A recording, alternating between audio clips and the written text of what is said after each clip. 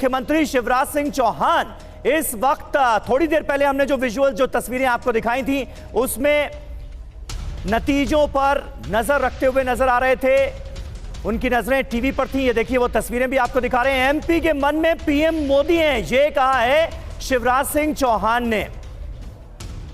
प्रभु जी, आप बोलते हुए बीच में वो बाइट आ गई थी और ये सवाल भी बड़ा महत्वपूर्ण है इसके बाद में, जो इससे जुड़ा हुआ है कि एमपी के मन में मोदी हैं, लेकिन मोदी के मन में एमपी के लिए कौन है, ये भी बड़ा महत्वपूर्ण है। नहीं, सवाल ये है कि शिवराज चौहान जी कह रहे हैं क्योंकि उनके बारे में कोई प्रोजेक्ट नहीं किया है मुख्यमंत्री, तो मोदी जी की वजह से जीते हैं, ये बात कहना ज़रूरी पड़ जाता है। कंपल्सन भी पॉलिटिकल होती हैं, परंतु मोदी की पॉपुलरिटी तो है ही, चाहे आप उसकी बात को मानी।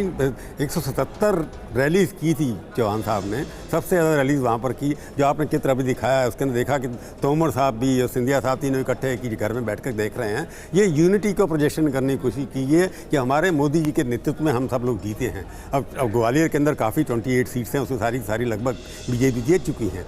तो मोदी के बिना चुनाव जीतना नहीं हो सकता संभव। ये असर्शन ज़रूरी है कि 2024 का चुनाव आ रहा है, जो मोदी के लिए ही लड़ना है। जब तक आप मोदी जी को प्रोजेक्ट नहीं करें कि 2024 के अंदर में लड़ना, हम उनकी वजह से जीते हैं, तो reassertion of Modi's identity and authority and popularity and acceptability. लेकिन उस लिहाज से ये फिर बड़ा रिस्क भी लिया था पार्टी ने कि मध्य प्रदेश और राजस्थान में वहां के किसी चेहरे को आगे नहीं रखा, मोदी जी के चेहरे पर चुनाव लड़ा गया। अगर हार होती तो फिर ठीकरा भी फूटता।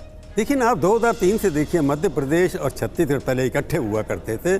गुजरात के बाद ये जो एक्सपेरिमेंट है, ये पाठशाला है या कह सकते हैं आप कर्मशाला है, बीजेपी काफ़ी स्ट्रांग रही है वहाँ पर हमेशा। वहीं पिछले किसी के 15 साल वहाँ पर, उससे पहले कहीं से 12 साल रहे आपके शिवराज जी, और 15 साल रमन सिंह जी रहे, अब दोबारा रमन सिंह जी वहाँ पर आ रहे हैं। तो ये क्षेत्र ऐसा है जिसके अंदर हिंदुत्व फोर्सेस काफ़ी पावरफुल हैं। और ट्राइबल एरिया जैसे अभी छत्तीसगढ़ के अंदर लगता है सारा का सारा कांग्रेस से पलट करके बीजेपी पास आते दिखाई दे रहा है। तो मेरे को लगता है ये हिंदुत्व फोर्सेस संगठन, उसकी वजह से वहाँ पर बीजेपी, और उसके ऊपर बाद मोदी, जो सबसे ज़्यादा हिंदू सम्राट माने जाते हैं। भारत सम्राट तो कहते ही हैं लोग उनके, वो हिंदू सम्राट भी हैं। और मध्य प्रदेश और छत्तीसगढ़ और गुजरात तीनों एक साथ मिले हुए लगभग करता है, एक जोग्राफिकल देख कर चलें। और आंध्रा की तरफ भी बीजेपी बड़ी है, अगर 8 सीटें उनकी आती हैं तो उस बॉर्डर के साथ लगते हुए वहाँ भी बड़ी है। तो ये एक कंसोलिडेशन ऑफ हो रहा है यूनिफॉर्म। इसमें ज़्यादा मुस्लिम फैक्टर भी काम नहीं कर रहा है, क्योंकि छत्तीसगढ़ मध्य प्रदेश के अंदर और आंध्र प्रदेश का एक,